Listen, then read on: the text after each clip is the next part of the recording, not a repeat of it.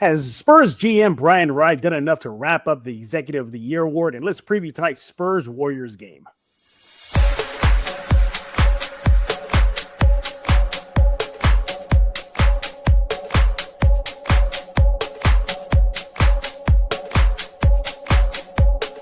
Hey, welcome back to another episode of Spurs in Focus right here on YouTube, iTunes. What else you got? Spotify, YouTube podcast. The list goes on and on. Pocket Cast. Make sure to go subscribe to those and so many other spots. Seriously, it means every day Spurs in Focus is growing. By the way, I am your host, Jeff Garcia, longtime Spurs beat writer in San Antonio. I always appreciate you taking time out of your busy schedule to join us here on Spurs in Focus, your first and only spot for all things San Antonio Spurs. Seriously, come here.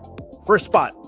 Whenever you have a chance, get here, subscribe, listen to me, listen to our guests. We all talk silver and black as much as we can throughout the week. Hey, bonus episode, I guess. I guess I'm a very busy guy here at Spurs in Focus. Got another episode for you right now. What are we talking about today?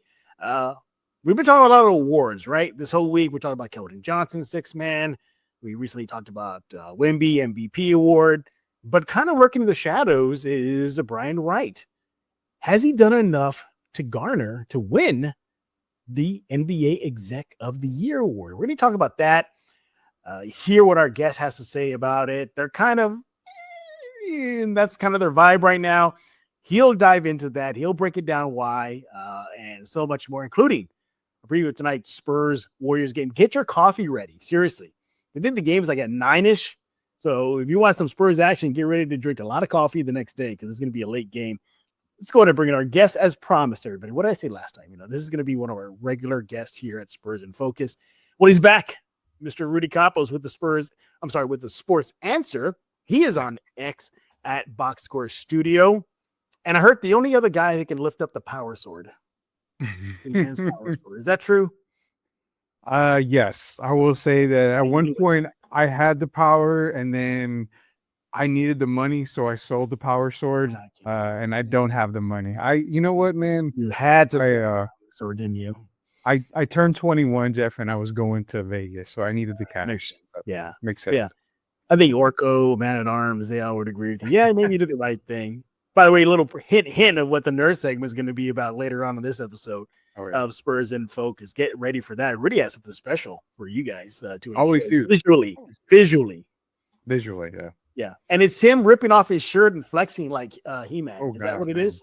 I've lost some weight, but I haven't got that kind of muscle. I'll never get to the Jeff Garcia. Oh, here we go. Yeah, here we go. Yeah. let's move on now. Rudy, thank you for taking time out of your busy schedule to join us here at Spurs in Focus. As always, we appreciate it. And Rudy's going to drop some news about Spurs in Focus, the Sports Answer, etc., on how other ways you can catch this show and more later on this episode of Spurs in Focus. All right, let's dive into it. As you heard in the intro, Rudy, we've been talking about a lot of Spurs potential award winners once the regular season's over. From Wemby MVP, that's a hot topic. Keldon Johnson, sixth man of the year, a hot topic. Even just recently, we've got Harrison Barnes and De'Aaron Fox nominated for the Sportsmanship Year Award, Teammate of the Year Award. Seriously, a lot of attention going to the Spurs, but kind of lurking in the shadows is the other award, the Executive of the Year award. Yes, the NBA does recognize executives that assemble a team that is successful and record-wise, winning streak-wise, losing. Okay, by the way, this doesn't get highlighted enough. The longest losing streak this team has ever had is 2 in a row for the entire freaking season. So, the NBA tries to give credit where credit is due for assembling the team. And likely a strong candidate for that is Spurs Brian Wright. Now, he's definitely a lightning rod when it comes to Spurs fans. There's like Team B right or not Team B right. Yeah. So we're going to be discussing that. Has he done enough to go ahead and win that first award in his award shelf, possibly in the near future? I'm going to start it off, Rudy, and say absolutely he's done enough to get that award this season. Do I have to tell you what the Spurs record is, everybody? Do I have to tell you who's on the roster? Do I have to tell you the draft picks that they've had and the selections they made? I mean, yes, I get it. Wemby was a no-brainer, but at the same time, there have been some other moves he's made to assemble the team that you're seeing right now. Rudy, I'm gonna try to be like Vic right now and just go like, oh yeah, you need 3 reasons. I'll give you 3 reasons. Here are 3 reasons.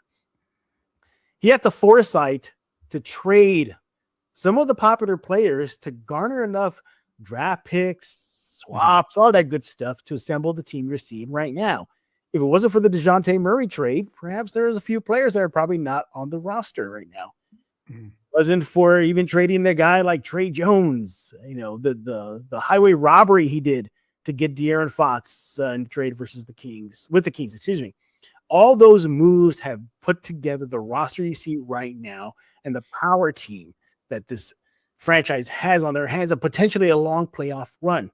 Even the under the radar moves, Luke Cornett, I think that was a fabulous move. Finally, the Spurs get them the quality backup. And who gets the credit for that? It's Brian Wright. The list goes on and on. Bringing in a veteran like Harrison Barnes in that deal with the Kings there. Sneaky little moves. Kelly Olynyk, another veteran presence move right there.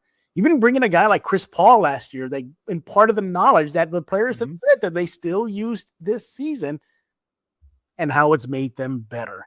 Those moves come together, culminate into what you're seeing right now. A successful season, a winning team, a team that's on a freaking 9-game winning streak right now, multiple winning streaks, considered a top contender for not just the Western Conference crowd, but for an NBA title. The list goes on and on. Pencil it in for me. I got him as the NBA Executive of the Year. Rudy, you're kind of on board, but you do have your questions. Go ahead.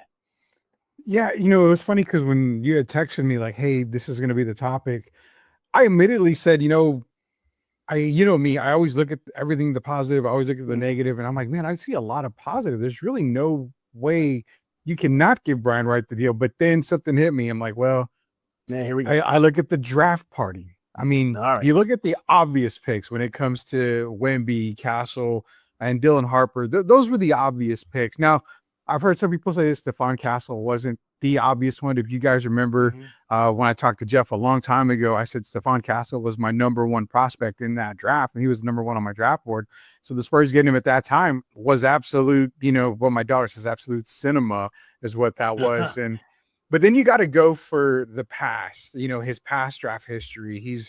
Hasn't really had a whole lot of, great draft picks. So that was what hit me. Like, well, I mean, is he perfect at every point of the, of whatever you're being nominated for Executive of the Year? No. But then I snapped, Jeff, like, you know what? I'm diving too deep into it. It's this season. Right. So then I thought, this season, yes, he is one, if not the best Executive of the Year. Only guy I can put above him is probably Sam Presti. And I'm going to tell you why. Is because he was able to finagle Jared McCain and he went to that Philadelphia. Yeah. That's a massive move for Oklahoma City. So it's Presti and it's Brian Wright.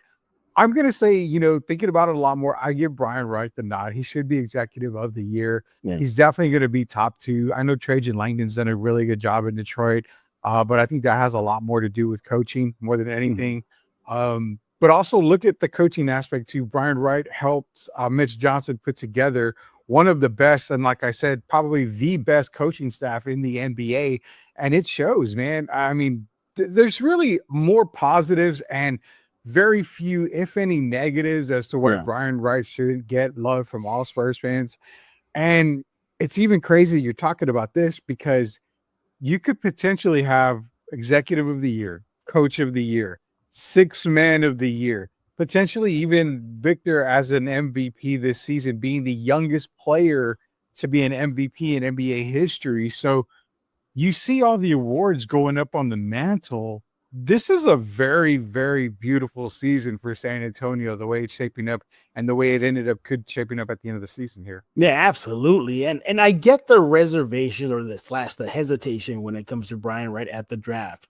Yeah. Rudy Campos, would have been able to pick Wemby as number 1. I mean, it's obvious. You guys watching a blind man would have got Wemby. Right. Yeah. I mean, that's kind of obvious.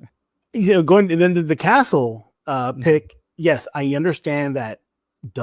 he's still on the board at 4. You take him. But it's not his fault that teams before the Spurs passed on Castle. So again, I get the argument. Oh, it fell in his lap. But that's not his fault. Houston has to go with Reed Shepherd. Can imagine Houston with Steph Castle right now. Can you imagine that? And I was scared about it that night because as soon as I saw Steph Castle not go 1, and I knew he wasn't going to go number 1, but again, with me having him number 1 on my big board, I thought there's no way he gets past, Houston. He just makes so much sense for the Houston Rockets. And when he ended up falling, I'm like, okay, this is kind of crazy because now the Spurs have the legit number 2 guy who could turn into a number 2 guy. Everybody has been crying about Kawhi Leonard. Hey, he was the best two-way player. The Spurs, they traded him because he didn't want to be here. You basically got Kawhi 2.0 and Stephon Castle, absolutely, a younger version and one that is a lot more explosive than Kawhi. So, I mean, you know what it is? I look too much into history. I dove way into his history too much.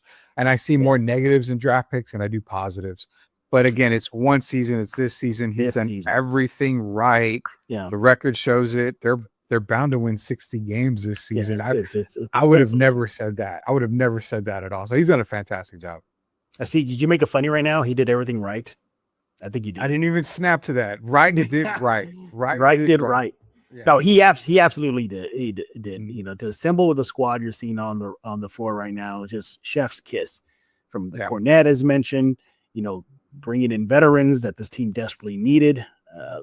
Heading into this season, addressing the need for backup depth at the big man spot, not just Cornet, Olynyk, and now Plumlee. So the list goes on and on and on. Dylan Harper, the same thing. Yes, I understand. You take Harper, it really was kind of close to a coin flip. Flag or Harper, you were kind of good either way who were number 1. But again, the basketball gods responded to the Spurs, and hey, that's the hand that the gods gave Brian Wright, and that's the hand he's dealt with, and he's gonna roll with it. So yes, anybody would have done the same thing. Could you imagine if he took Concanippo? Why do you want to go there now? See, now you're gonna start a whole other can of worms. No. I mean, come on. When we talked in the past about drafting, I said Dylan Harper was number 1 on my draft board. I had him above Cooper Flag. Dylan Harper is an instant game changer. He's an instant. Oh, you had Harper going 1 in your? I had Harper. Go back to my mock drafts. They're all over social media from draft.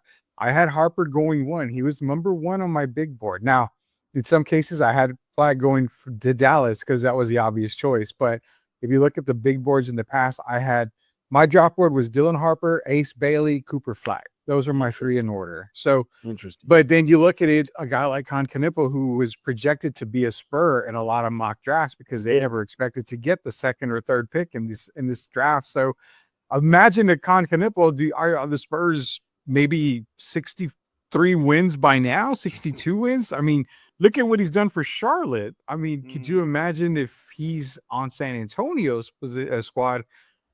It's fun to imagine, but I'm absolutely glad they got Dylan Harper. And you mentioned Mason Plumlee. I can't stress how much of an awesome pickup that was by Brian Wright for Mason Plumlee. You needed toughness going into the playoffs. Mason Plumlee is a no-nonsense guy. So loving it. Playoff basketball gets more physical. You got a guy like Mason Plumlee to come in. You need to maybe make a statement somewhere. You need to get a hard foul, maybe on an SGA or somebody. That's the guy you want to deal with. So, yeah, I mean, it's been a fun season, man. That's all we can say. It's been a fun season. You know what I find interesting? That obviously the Thunder and the Spurs are battling right now for the best seed in the West / NBA. The Spurs are 2-ish games behind them. They also how to get the Executive of the Year award. It could come down to Spurs Thunder again. Presti versus Wright. MVP? So, MVP is exactly MVP. SGA versus MB. Yeah. I mean, it's Coach of the Year, Dagnow and Mitch. So I mean, it's OKC, it's San Antonio. Can we say the rivalry is already I think so. I don't even know social media. Some Thunder fans are tripping already. I They're think I putting up saw pic. that. Yeah. They're putting up pictures of the Thunder celebrating a title last year. So throwing out the Spurs fan base. It's a year ago, man. Come on, get over it. I like to say like, oh, isn't that cute? One title, one title. Well, it was two. It was two, but now that the Sonics are coming back, that's right. Relinquish that. You got to relinquish 79 title. Yeah. So, nevertheless, yeah. Outside of Presti, I think it's going to be a close call. I think it's going to come down to those two guys. Trajan in Detroit, man. He's going to get love. He's going to get love. Yeah, thank you. Yeah, I think that's the best way to sum it up there. I can't think of another team that could have an exact worthy. Oh, well, you mentioned Boston. Brad Stevens. Yeah. Brad Stevens, because remember, Jason Tatum went out with an ACL tear, and he was out for a majority of the season. He did just come back, but myself included, a lot of us had Boston scratching to be a playoff team, scratching to be a play-in team, because we figured Jaylen Brown, you lose Al Horford, you lose Kristaps Porzingis, and you're just kind of in limbo on what you're going to do. But with the team that they were able to put together, the guys like Hugo Gonzalez, who I loved as a rookie. You wanted the Spurs to get him. I remember you were telling me. Yes. You were like, man, I hope they get this kid. He's a really big time player. Baylor Shireman, who myself, you, and Jack Thompson talked about one time. I mean, the pickups that Boston was getting, Brad Stevens is going to get some loves, and Boston being the number 2 seed. I mean, you can't overlook Brad Stevens on Executive of the Year for the moves that he make and the way Boston's performing. Absolutely. But certainly back to Brian Wright. Yeah, I have him penciled in as my NBA Executive of the Year. If I read the tea leaves here, Rudy's on board too, although he did have no reservation at first. But what do y'all think? Do you think Brian Wright takes home that trophy? Let Rudy know on X at Box Score Studio. Let me know on X at Jeff G Spurs Zone. And subscribe to Spurs in Focus on YouTube, iTunes, Pocket Cast, Spotify, YouTube Podcasts. Go do that right now. Hey, Rudy, you want to preview tonight's Spurs-Warriors game? Sure.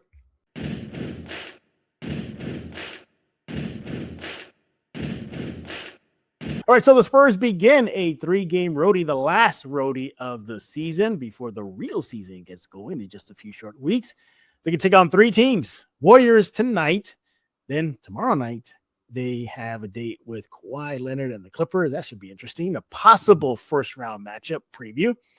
And then they wrap it up against the Denver Nuggets, but that's a whole other story there. We're going to be focused on tonight. Spurs-Warriors game. Now, the Spurs are 1-2 versus Golden State this season. Let's not forget those rare losing skids, courtesy of the Warriors. They beat the Spurs back-to-back games in San Antonio.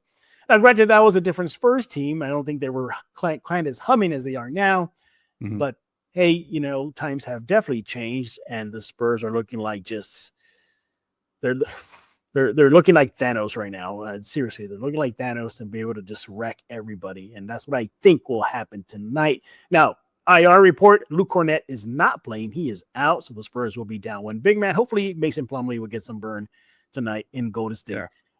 Nevertheless, Rudy, let's go and look at some numbers here. I got it here. Just give me 2 seconds here. On paper, it should be a Spurs win.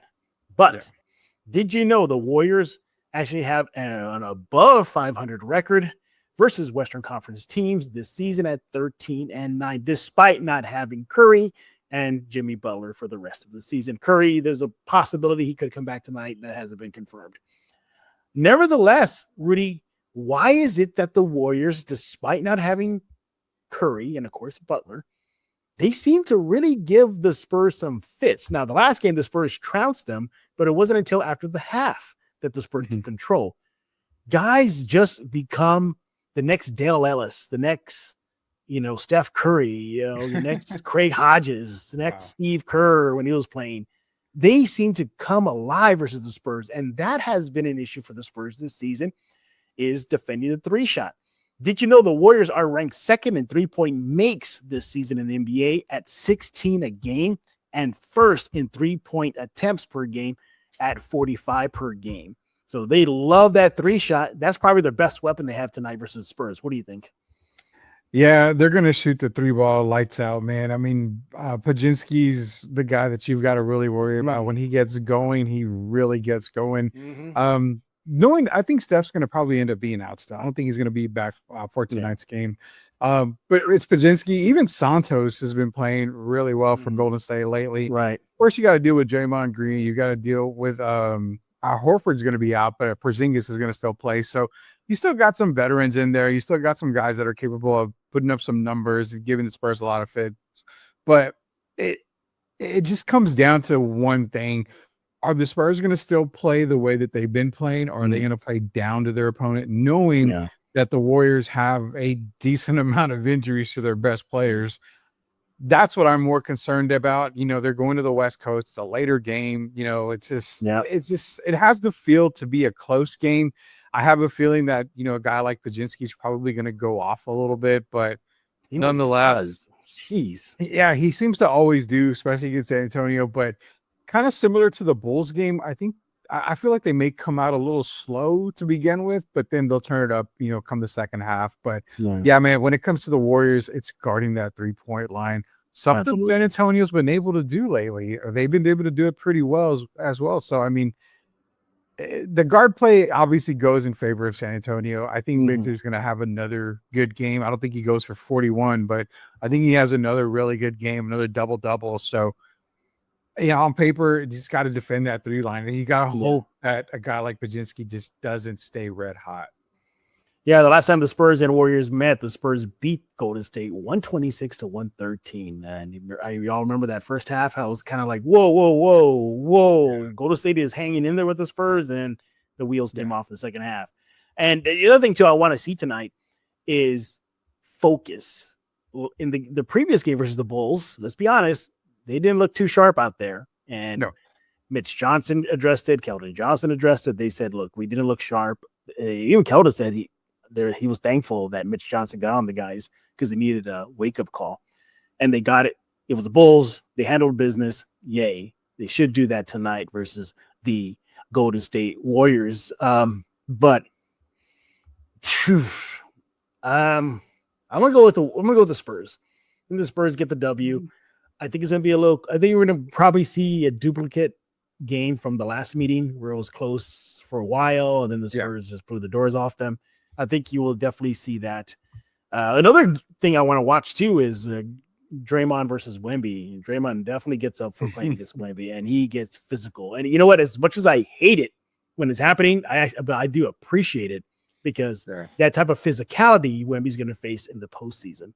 So I'd love to see him get a little bit rough and tough with Wemby when the real season begins. Hey, Rudy, can I test your Spurs Warriors history knowledge? Ooh, okay. Good luck with this one. If you get this one, I will give you something I have with Spurs. Okay. And you can't use Google. I swear to God, if you use Google, I swear I have my hands right here, so I'm not typing nothing. I'll have them here. Who was the one? What is the name of the Golden State Warrior in their franchise history who scored the most points versus the Spurs? If you get I swear, you get this one, I will show you which I'll send you or drop off with you or whatever. So it's as Rudy Googles at the answer right now. Well, I mean, I've got my hands here, so I'm not Googling anything. I mean, you're going to the Warriors. The only if I can ask one question. Okay, go for it. What era? Okay, that's a fair question. I'll give you this, the 80s. Okay, so the 80s. Let's go. 80s NBA era. This one's tough. If you had asked me that question, I would have thrown the towel right now. I said, I'm done. I'm cooked. Well, okay, so it's not Rick Barry because he was before the 80s. The 90s was Chris Mullin, Mitch Richmond, Tim Hardaway, Billy Owens. 80s, Alton Lister he's in the 70s and 60s. Good guy. And this guy had the most points against the Spurs in the 80s. Oh my God, man. It's probably somebody obvious that No, I'll give you another hint. It's not.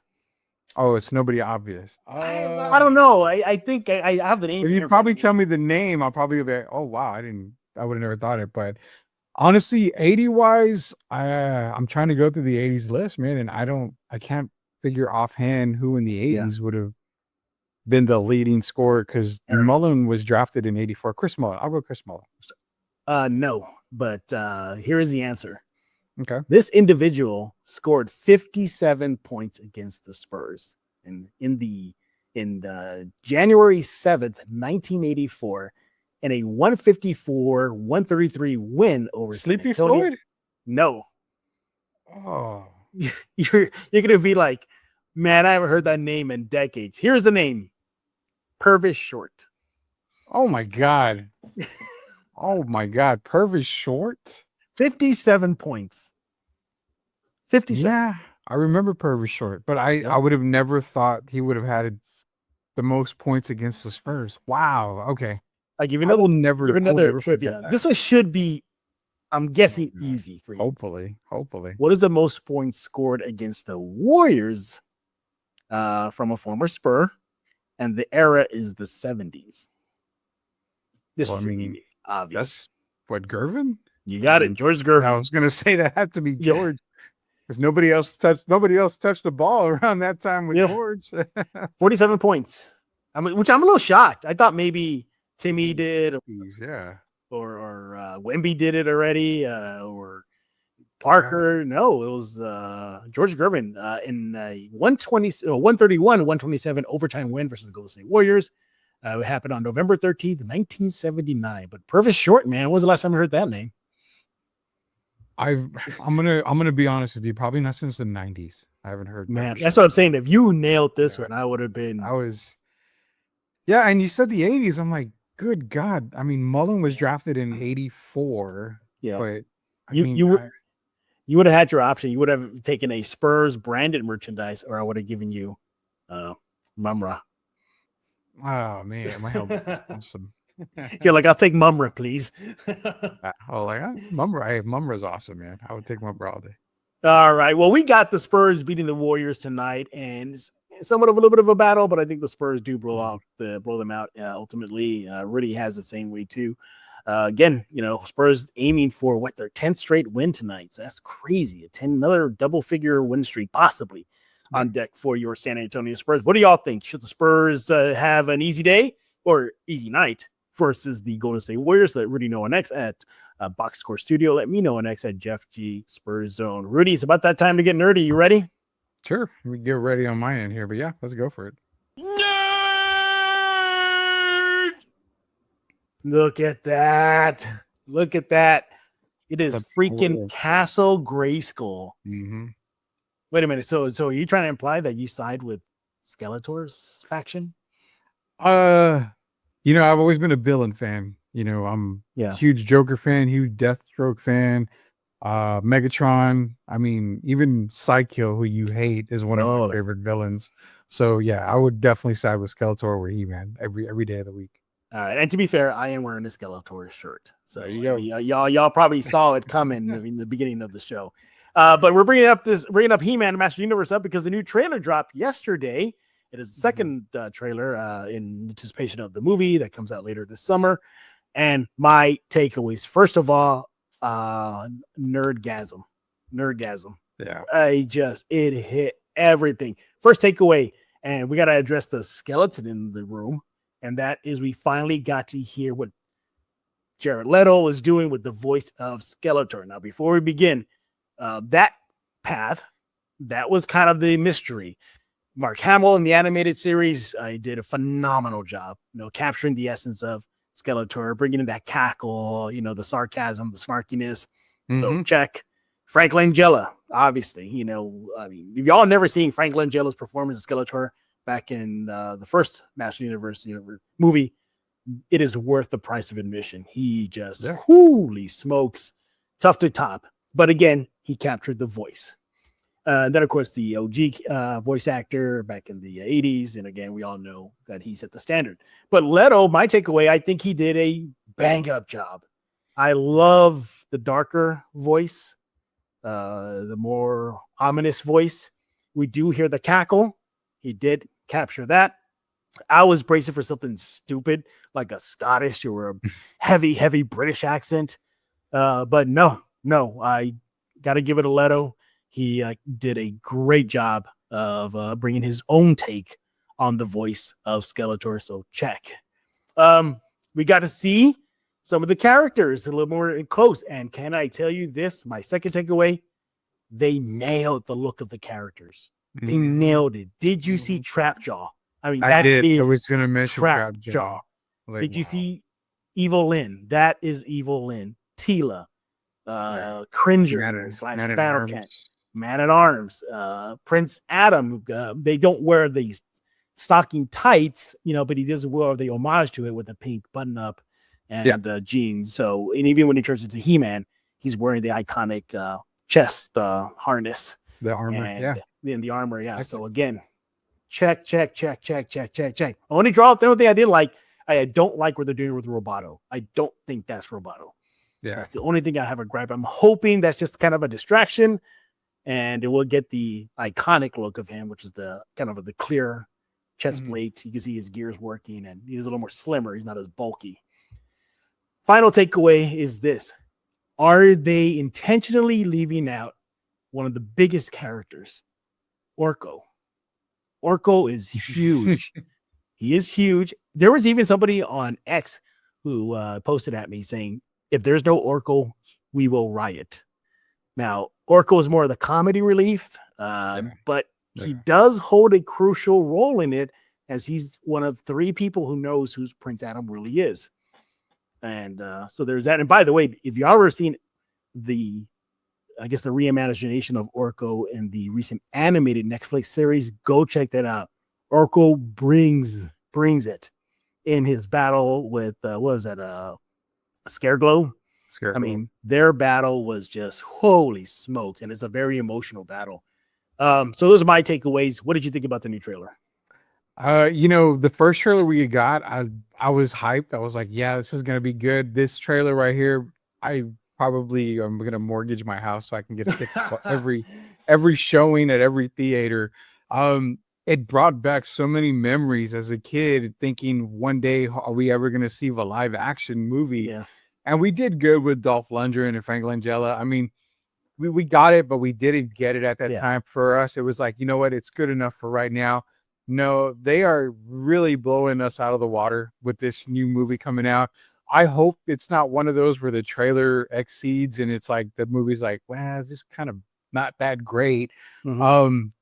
Biggest takeaways for me were, the costumes, the look everything was perfect.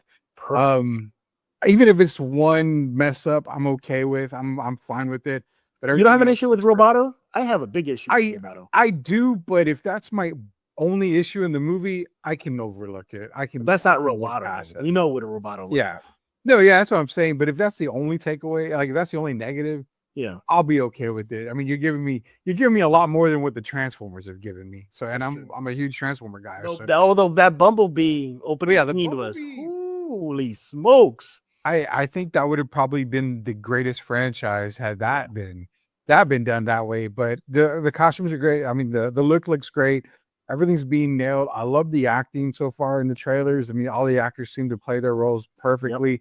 The Skeletor, we got the OG Skeletor. We got the look, the blue skin, everything down to a T. I was so skeptical because of Jared Leto. I kind of liked Morbius a little bit, but it just wasn't that great for me. I don't like his portrayal of the Joker on Suicide Squad, but I did like his rebound portrayal of the Joker in the Justice League, the Snyder release. I did like that better. I had no hopes going in for Leto coming into Master of the Universe. After seeing him, after hearing him, I think this is, I'm going to say it now, Jeff, I think this is his Heath Ledger calling. Hey, I'll take now. I mean, to me, it hits the way Heath hit when he was the Joker. So those are my biggest takeaways. And your Orko thing, I will say this. I'm upset if you don't get Orko, but I really feel he's going to be in the post-credit scene. Yeah. Oh yeah, exactly. I'm curious to see what they're gonna, because there is it's a collection of characters that I'm interested in. You know, will they tease Hordak? You know, Hordak. Will they tease Scareglow? Will they tease, She-Ra? That okay. Can you imagine that end credit? Like I think that's where we get. Yeah. What do you think? You think Leto can top Langella, or not even close? Not even come close. I had an issue with Langella only because they didn't do the look right. And that was my biggest thing, was that he didn't get the blue skin. He didn't get that look that I really wanted. Acting wise, No, man, it's gonna be tough to top him. Just like Heath's Joker in the Batman and Dark Knight, it's gonna be tough to top that. And I think Langella, it's gonna be tough to top. Yeah, he set the bar high for that character. It's high. But could you give Jared Leto? Could you go open minded, knowing that he sounds like him? He's able to get the cackle, and he even has the exact look. Yeah. What would it take for Leto to overcome Langella for you? I think he has to match it. I don't think he has to overtake him for acting wise. If he matches it with that iconic look, then he's right there, because he'll have the look of the OG Skeletor, and then with the acting chops, he matches it. Because if y'all, again, I go to YouTube, everybody, after you subscribe to Spurs in Focus, just search Frank Langella Skeletor, and you'll be floored. You'll be like, that kind of acting was in that movie. Holy smokes. Yeah, it was just tremendous. But no, I think it was great.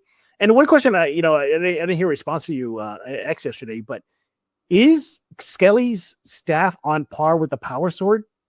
Like, are they kind of equal or no? Yeah, I think they are. I think they are of equal. I'd have to really look into it, but off the top of my head, yeah, I think it's of equal. There's not one better than the other. They're both equal. Yeah, because that staff is no joke, man. And he rocks it, man. But no, looking forward to the movie. Still got a ways to go, but man, what a trailer! If I could do like 100 thumbs up, I would, definitely. But all right, we're done with our nerd segment here. He is Mr. Rudy Campos with Box Score Studio. You need to brag about that, and then kind of educate everybody what's going to be happening with the Sports Answer and us here at Spurs in Focus. Yeah, so Box Score Studio, it's on YouTube. It's Box Score Studio or Box Score Studio TV. And basically we do, a lot of the podcasting there. We do a lot of shorts there, but also our biggest brand is the Sports Answer, part of Answer Now TV on YouTube. So if you want to subscribe, it's Answer Now TV on YouTube. You can get the Sports Answer. You can get a whole lot of other shorts that we do there. We're also on IRB Focused Radio. And the announcement that we've got is now you can catch Spurs in Focus on Answer Now TV on YouTube as well. So we'll be running this show live for everybody once it's released. It'll be previously recorded, but it'll run live on IRB Focused Radio. It'll be live on Box Score Studio. It'll be live on Answer Now TV. So yeah, Jeff, you're getting well over close to like 40,000 eyes on you now. So I'll take it. We're definitely helping you expand it. You're doing a fantastic job over at Spurs and Focus. Yeah. I'll love to find out if people just fast forward to the nerd segment. That'd be cool. Touch my nerd heart. Drop it in the comments if you're. Yeah, exactly. Drop it in the comments. But no, Rudy, thank you for taking time out of your schedule to join us here at Spurs in Focus, and the announcement regarding Sports Answer, Spurs in Focus live. Well, pre-recorded live, and whatnot. Yeah, so keep an eye on that, everybody. And again, he is Mr. Rudy Campos, aka the second wielder of the Power Sword, and he'll likely be on again next week. Yes, y'all know it already. I already told everybody Rudy's going to be a very frequent guest here at Spurs in Focus. So Rudy, we appreciate it. Make sure to follow my next everybody at Box Score Studio. Everybody else, thank y'all for making Spurs in Focus your first and only spot for all things San Antonio Spurs. Subscribe on YouTube, iTunes, Spotify, Pocket Cast, YouTube podcast. We are there. Go hit the subscribe button. We definitely appreciate it. And don't forget to go to Spurs in Focus on Substack. That's where you'll find my writing, game previews, the latest news, sneaker news, Spurs trading card news. And the list goes on and on. Who said what? Who's saying this? We go check it out. And it's completely free. Spurs in Focus at Substack. Let's see the schedule here. I think we'll be back on Friday. Yeah, I think we're going to take a day off here. The Spurs do some damage and then come back on Friday and regroup and see what they're doing now. Maybe we'll get in a bonus episode. Who knows? But we'll definitely be back for sure on Friday. So again, we thank y'all for making this show hum. Thank you for subscribing. So for Mr. Rudy Skeletor Campos, I am Jeff Garcia. And now you're in focus with Spurs in Focus.